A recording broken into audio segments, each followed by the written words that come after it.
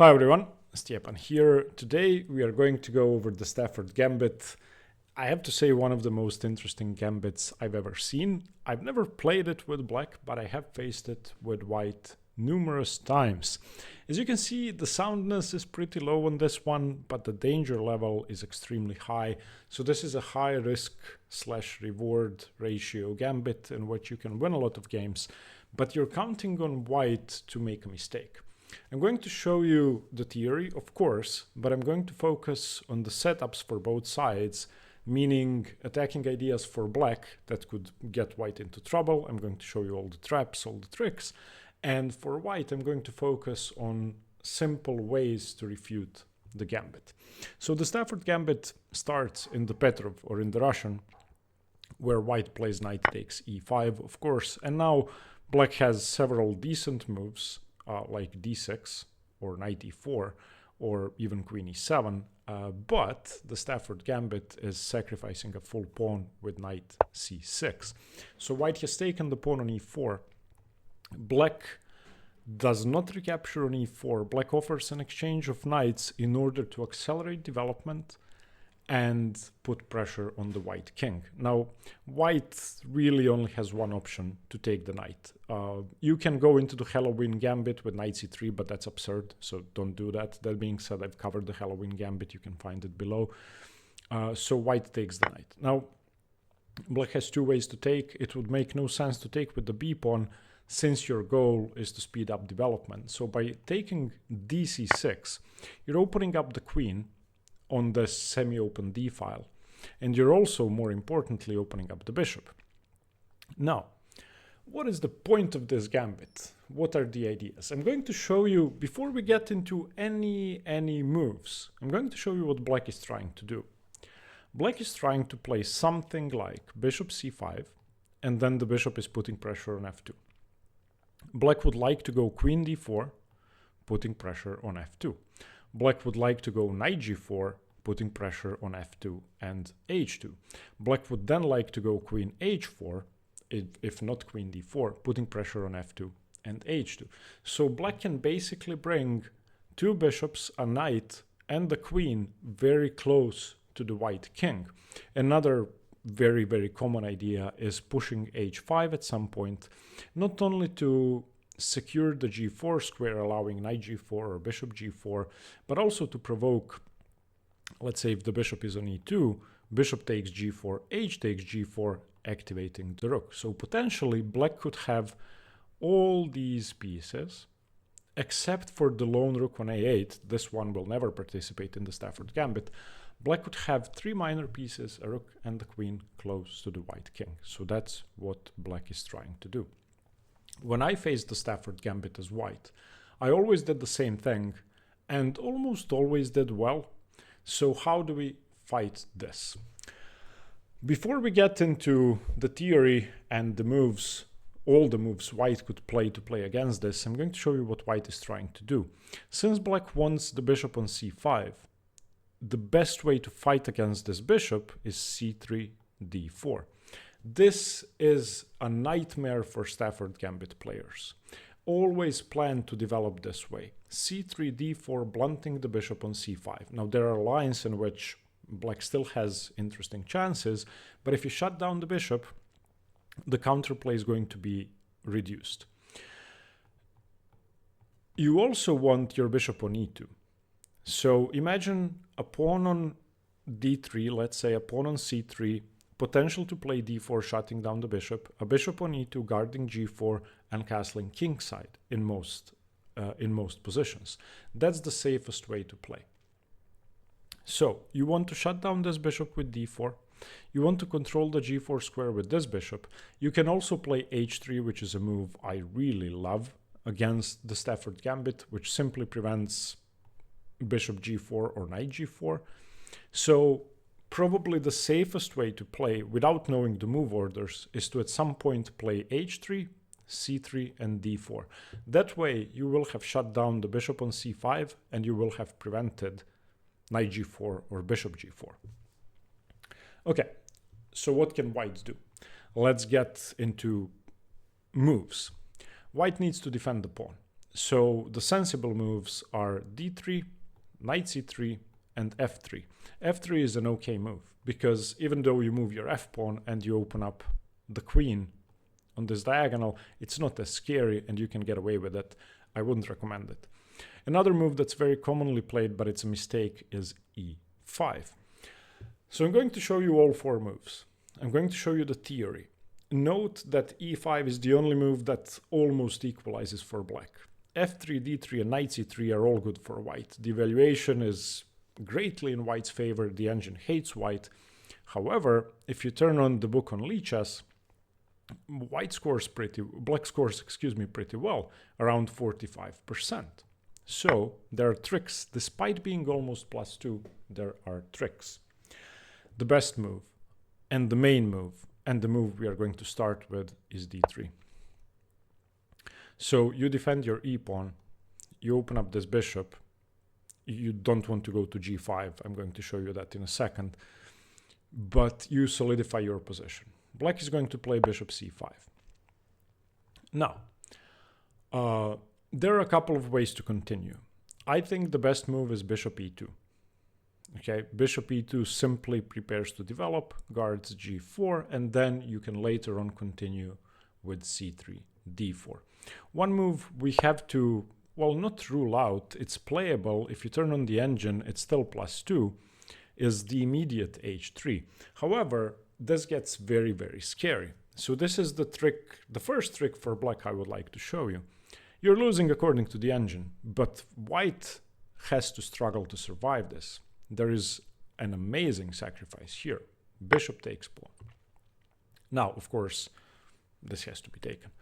King takes. And knight e4 check.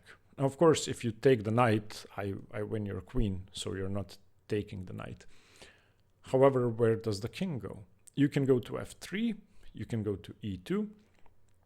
Those are, let's say, the playable options. King e3 is extremely risky, probably losing. So is king g1. Excuse me, Lucia's phone is ringing. Give me 1 second. I'm gonna bring her phone.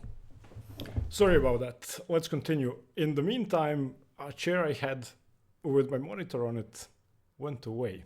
I'm just gonna say that.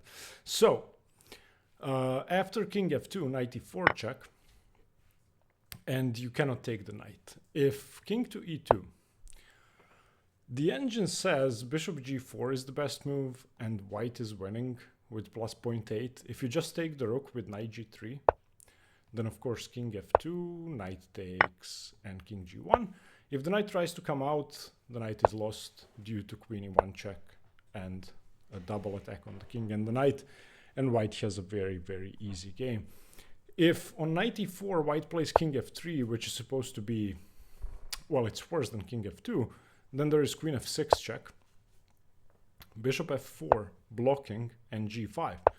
And you can see how this gets interesting. We take the knight, queen takes f4 check, king e2 is the only move, queen e4 check, and so on and so on. So my advice to you is that on bishop c5, you do not play h3 straight away because of this interesting sacrifice. Instead, white plays bishop e2. What we're going to do now is we're going to take some thematic positions from the Stafford Gambit, and we're going to be playing them out against Noctie. Now, Noctie is going to behave like a human. That's why we're going to do this. We're going to test our theories in 3 lines to see how Noctie is going to defend. We're going to set the difficulty or the rating level to, let's say, my strength, about 2000 FIDE, and we're going to see how a 2000 FIDE rated player would deal with the Stafford Gambit. The link to Noctie is in the description below. If you want to unlock all the premium features, use the code Hanging Pawns to get a massive discount, and it's basically going to be free. And yeah, it's a great sparring partner. I use it all the time. Let's go to Noctie. Okay, so the first thing we're going to do, we're going to create a theme on Noctie. So what we can do here, you can see all of my themes here. That's what I use the most on Noctie. Create theme. Let's call it the Stafford. Let's add the element. And the first element I'm going to add is the starting position. So let's say starting position. Okay, let's do this one. And we want to play as black. We want to set the difficulty to rook 4. This is about my strength, FIDE level. Okay, and now we can see the Stafford here. We can play this position out. But before we do, let's add a few more positions. So let's add the position with f3. f3 attack. Okay, so this is the one I want to play as well. I want to see how Noctie defends this position. So let's once again set it to rook 4 and let's save. Save the theme. And the third element I want to add to this theme is, I'm going to call it the main line. So I want to see how Noctie plays here in positions with d3 and bishop c5. So let's say main line. Okay, once again, we're going to be playing black. And once again, it's going to be rook 4. Let's save the element, let's save the theme. So you can add as many elements to a theme as you want. There could be 100 elements, it doesn't matter. So let's play out the starting position first. Okay, it did play d3. So if it goes bishop e2 here, we're not going to be testing that once more in the third position. h3. Okay, are we gonna take on f2? Now I should say I haven't imported a Stafford Gambit repertoire into Noctie yet. I will, so it will be available and you can find the link to it in the description, but I deliberately didn't do that before playing out the games so that it wouldn't have knowledge of my lines. So now we know that the most interesting way to play is bishop f2. Let's see. Okay, knight e4, we know what to do. The knight cannot be taken. King g1. Okay, now we go for a draw. Yeah. Draw. Okay, so it went for this drawn line. That's interesting. Okay, yeah, this is just... It's just a draw. Okay, good. Now, let's go back. And let's go back to the Stafford. And let's practice the sharpest line. The one with f3. Okay, this is what I'm most interested in. So for a human to go king g1 is understandable in that position, I should say. Okay, so h4. It doesn't like h4. It gives you immediate feedback. Wow, bishop f4. We have not explored this. It didn't take the knight. So if I take on g3, now there's bishop g3. That's interesting. But then I have knight e3, is that correct? Maybe. Wow, I actually have no idea what to do here. Okay, I'm going to take on g3. Bishop e3 makes a lot of sense. So knight e3, does that make sense? Well, maybe I can go knight g2 and knight h4. I actually like that. I'm going to do that. Queen d2, perhaps? Yeah. Now I'm guessing I have to go knight g2. I don't see another way to play. Now, do I need to save my knight at all? I don't think so. What do I do? What do I do?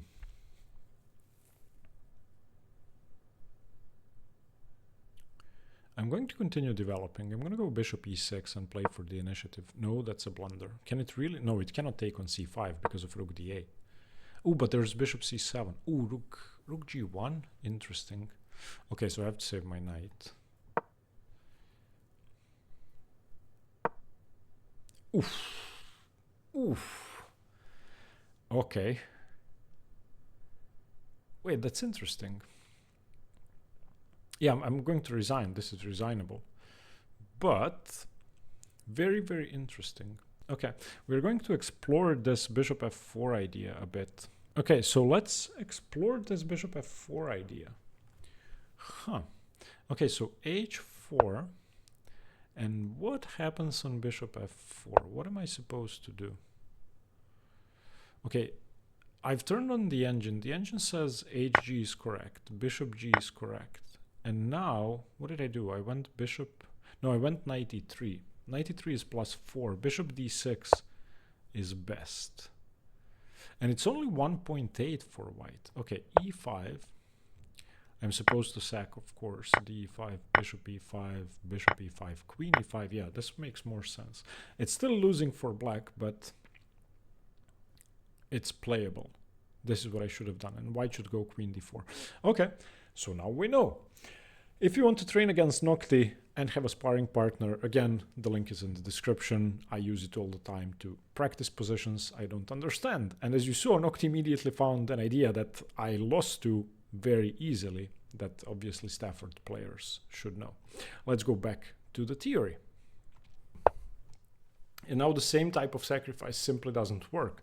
If black plays bishop f2, then king f2, knight e4, we can take. The queen is defended twice because the bishop connected the rook and the queen, and it's defending the queen. So after bishop e2, black needs to do something else. Black has a few options, and the most common move is h5. If you turn on the book on Lichess, h5 is what most people play.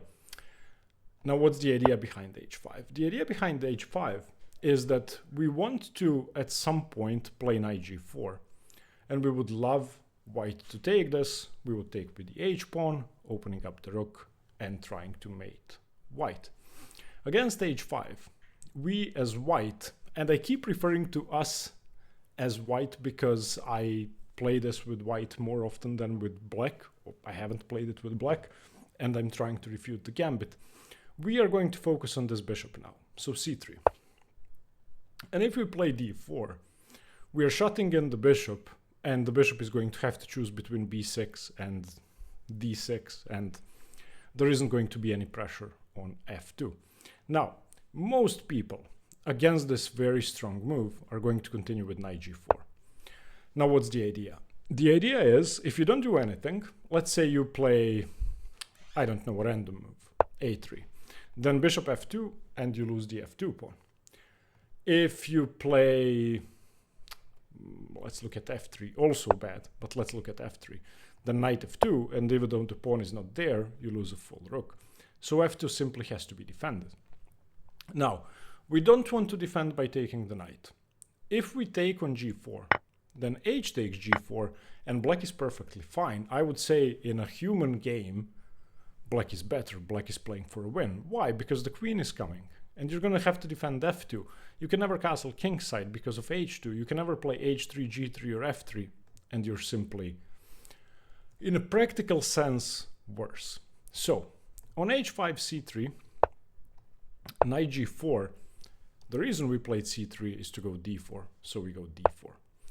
And if the bishop drops back to b6 or to d6, we have time to develop, and we're perfectly fine. For example, bishop d6, we don't have to play e5, we could play e5, but we're not worried about the pawn on h2. For example, if knight d2, then this is great. But if you want to keep all the material and shut down the bishop even more, then e5, bishop e7, and simply no attack. There's just no attack because the queen cannot enter the game. The knight alone isn't going to do any damage. So on d4, black is going to try to play actively. Queen h4. So checkmate, or not checkmate, threatening to take on f2. If you castle, checkmate on h2. So what do we do here? There is only one move. We need to defend f2. And if we go bishop e3, that bishop is hanging because knight e3 takes and the f-pawn is pinned, so g3. We have to defend. Now, the queen is attacked. You don't have time for knight f2 because I take your queen, so the queen must drop back. The queen is always going to go to f6. Queen f6, once again, targets the pawn on f2. And there are two ways to play here. One of them, even though it's justified according to the engine, in my opinion, is not good. And if you've seen other streamers, YouTubers cover the Stafford Gambit, you will know that f3, defending f2 by moving the pawn, is very, very hard to play for white. Black is going to continue with h4, open up the position, and I'm going to show you that line separately. I'm going to show you the whole line.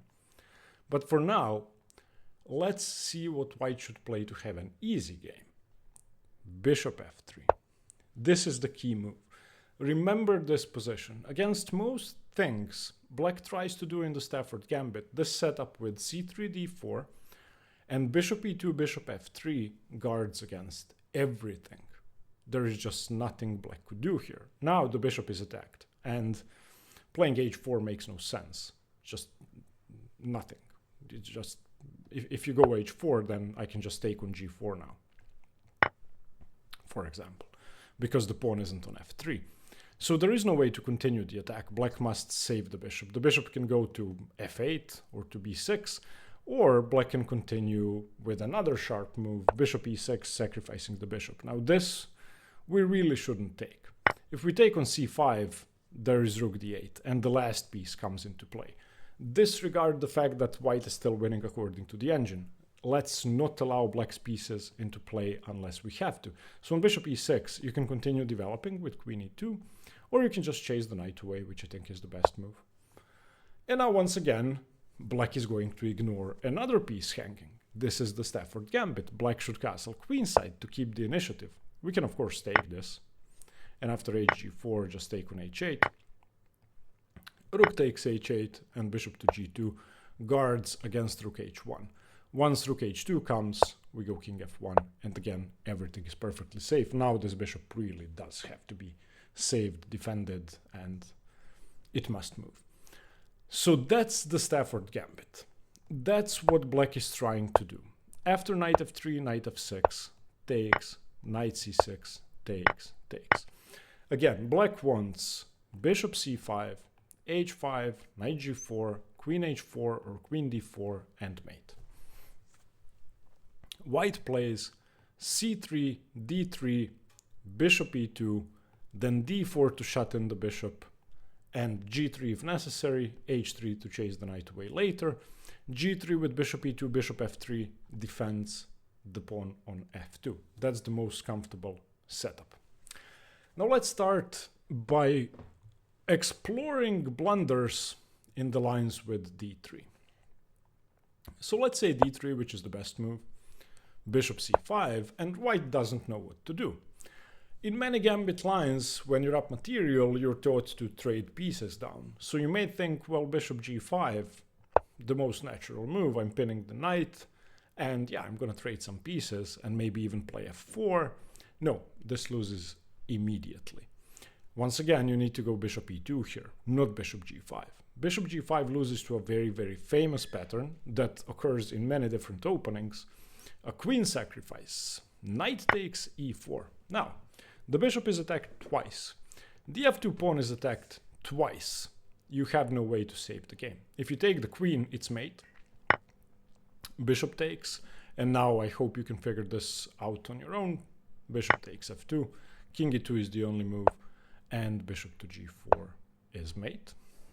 So that's it. On knight e4, if you take the knight, you lose your queen. Bishop takes f2, and I don't know, if you try king e2, then bishop g4, you still lose your queen. If you take the bishop, you lose your queen. What else? On knight e4, if you try retreating the bishop back because you see what's going on, then this doesn't work. Once more, bishop takes, pawn takes, queen h4 check, and that's it. If g3, it resigns. Knight takes g3, h takes g3, and queen takes rook.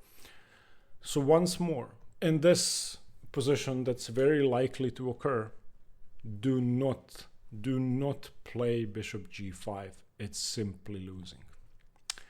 Now let's continue with this line with h3. So d3, bishop c5, h3 immediately. I promise to explore that line a bit more. So bishop takes f2, king takes f2, and knight e4. Now, king g1 is, in my opinion, not the best move. King e2 is. And you allow this line with knight g3. If the king does go to g1, this is a draw. If you turn on the engine, it's completely equal. It's a perpetual check. So queen d4 check, king h2 is the only move, queen e5 check, and queen d4 check, queen e5 check, queen d4 check, draw. So don't do that as white. And if you have black here, please accept the perpetual check. Okay, one more thing. we have to look at. After d3, bishop c5, let's start with bishop e2, which is, I would say, the refutation to the Stafford Gambit. This is the line we're trying to play. We don't play h3 immediately, and we're playing it safe. Let's say h5 once again. After h5,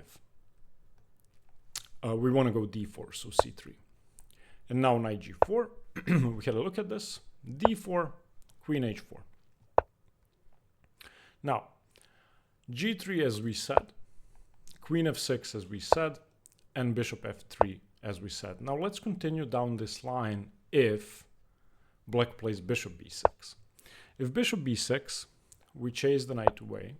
The knight goes to h6 because that's the only square. Taking on f2 makes no sense.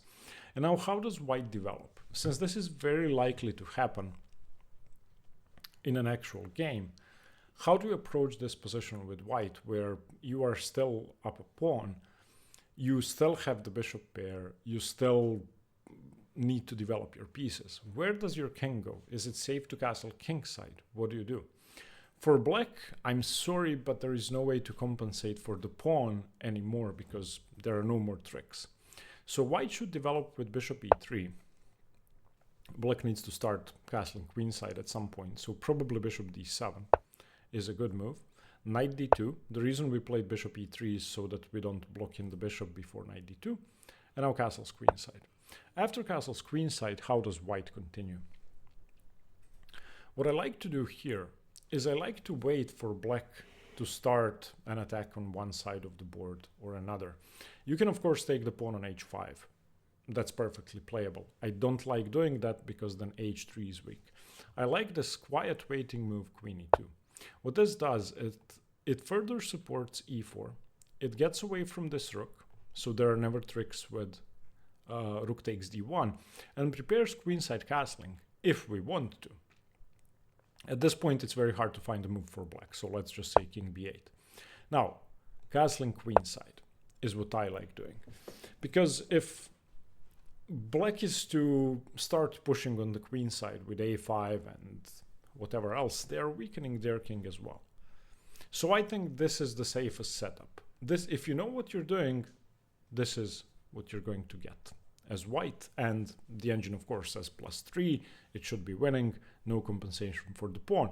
One very nice way to continue the game from here, if you're looking for a middle game plan, is to go bishop g2 and f4. Continue with e5. This gives you, let's just put that on the board. For example, I'm just making random moves for black. Now your knight has the e4 square. White's bishops are, well, this one isn't great, but once one of these two pawns move forward, it's going to become great, and the knight has the e4 square. It also has c4. So that's the main line with d3, and d3 I think is the move you should be playing. Now, let's look at the second most logical move, knight c3.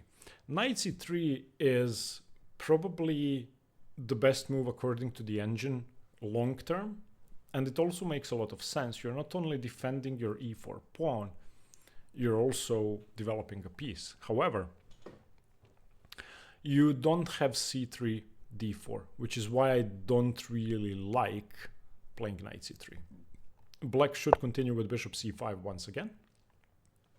And the engine doesn't give this as +2 for white. It's 1.5, but it's a normal move. And as I said, in the long run, some lines are going to be better than the lines with d3, c3, d4. Now, if white tries the same thing, bishop e2 and castles, that's just a blunder. It loses white's entire advantage because we have a problem in this position. Queen d4. Now, queen d4 is an attack on the f2 pawn. If we try to do the same thing here, if d3, bishop c5, bishop e2, queen d4, now we can castle, and you're not taking on f2.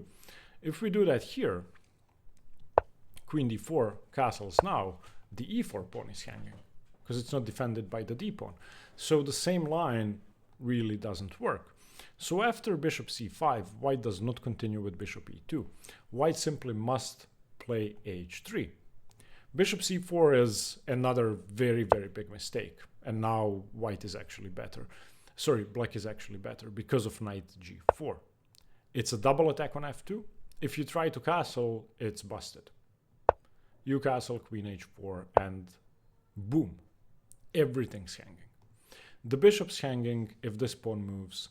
The f2 pawn is hanging because it's attacked 3 times. The h2 pawn is hanging, and you can simply resign. So on bishop c5, we need to play it safe. We play h3 first. What does h3 do? It stops knight g4, it stops bishop g4, it's simply winning for white, according to the engine, of course, but there are no tricks, and that's the important point. h3 is also important because we keep f2 in mind, and we want to play queen f3 if queen d4 is played, and h3 is important because queen f3 cannot be harassed with bishop g4 later on. So queen d4, queen f3, and now black needs to concede to having lost a pawn and just continue with normal moves, just regular moves. So that's knight c3. I really think it's no trouble at all for white, but I still think d3 is the best way to play.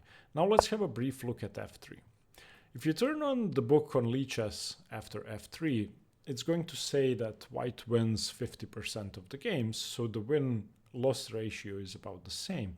Black is going to do the same thing. Now, by playing f3, we have simply shut down the possibility of knight g4 forever.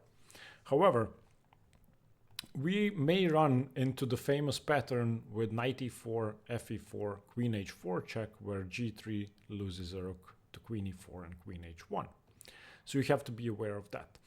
White should continue with c3 in this position with the same idea of shutting down the bishop. I should say that knight e4 immediately doesn't really work because after fe4, queen h4 check, you can go g3. And after queen e4 check, you now have queen e2 because the queen is pinned to the king. Excuse me, my dog is getting upset. So on c3, black needs to do something active, like castles. And now we are in trouble, because knight e4 could be a real possibility. So we need to start shutting in the black pieces. We go d4. The bishop is shut down. If knight e4 now, then we're fine. fe4, queen h4 check. We don't play g3 losing. g3 in this position just loses the game completely. Queen e2, queen h1. But instead of g3, we go king d2.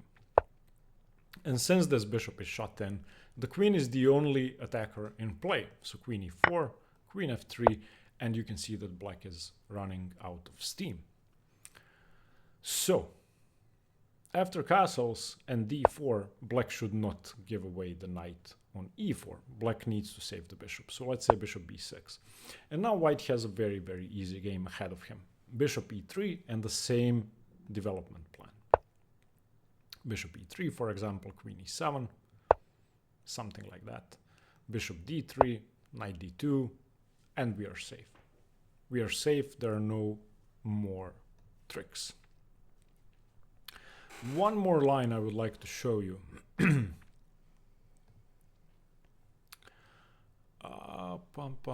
Okay, on queen f6, if f3 is played, this is the line I promised to show you.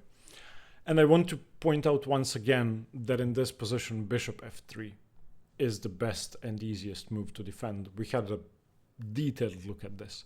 If f3, which seems normal, this is a line I want to show to Stafford Gambit players. Continue with the h4. h4 is an incredibly strong move from a human perspective. According to the engine, it's +5 for white. So, yeah, doesn't work. However, if h4, the point of f3 was to take the knight, so we really should take the knight. Black is threatening to take on h3 because on g3 because the h2 pawn is pinned, and in some cases advance the pawn, in some cases take on h2 with the pawn or with the rook. So white takes the knight. So what's the point? I should say that the best move is fg4, although rook g1 is also playable. So fg4. Black continues with hg3. Now, we need to defend the f2 square. That's absolutely essential. If we don't, for example, random move, queen f2, and black is winning. King d2 only move, g2 is winning, bishop g4 is winning, everything is winning. Bishop g4 is the most winning move, but g2 is winning enough. Rook g1, we can now go bishop g4. If this is taken, this cannot be taken. If the bishop weren't pinned, you could take, but it cannot be taken now. So after hg3, we need to defend the f2 square. The only sensible way to do that is bishop e3. Now, what's the point of black's sacrifice? You take on h2. Now, you can go rook g1 here as white, or you can take the rook. Either way, it's very, very scary. If you're playing this in a blitz game or in a rapid game, I mean, I would take black. I know that black is losing, but I would take black. So rook g1 is the engine choice. However, there are so many tricks here. For example, queen h4. Threatening g2. So the best move is knight d2. If you go king d2, then you're losing. Bishop takes g4. The bishop is still pinned. It doesn't work. If you go knight d2, which is the best engine move, you're blocking in your king. It cannot get away. So not g2. Not g2. g2 would be, I mean, you go bishop f2 and the rook is shut in. But bishop d6. And now we can in some positions go bishop f4, threatening mate. So for example, a3. If we now go g2 check and you go bishop f2, then I go bishop g3. And that's the end of the game. I mean, you have to play knight f3, I think, giving up the bishop. So takes, king d2 only move. I don't know, queen h3 is winning, queen g3 is winning, everything's winning. So rook g1 is the best engine move, but it's very, very, very risky. On queen h4, the engine says knight d2, and then on bishop d6, knight f3. That's the best line. Now with g2, of course, we can take the queen. So what I think you should do instead on rook h2 is simply take the rook. And how do we prevent this pawn from queening? Well, it's pretty simple. We have our queen here. We also have the rook. So we can go king d2. And this not only saves the king from all the potential trouble, it also gives the queen the h1 square. So queen h4. And now we are easily winning. Knight a3, the rook defends h1, black is running out of steam, and we win. So, to conclude, and I know I must have missed some interesting lines, but I think I managed to give you an introduction into the nature of the position, and I hope I managed to entice you into playing the Stafford Gambit. So once again, black tries to beat you with bishop c5, knight g4, h5, queen h4, or queen d4, and get all the pieces into play. White should defend with d3, then bishop e2, then c3, then maybe d4 if necessary. If the queen comes to h4 and the knight is on g4, you play g3, chasing the queen to f6, and then you play bishop f3, not f3. That allows no tricks. No tricks. You can still blunder later because the positions aren't easy to play, but you should have a great position. Thank you for watching. I hope you got something from the video, and stay tuned for more chess. Bye-bye.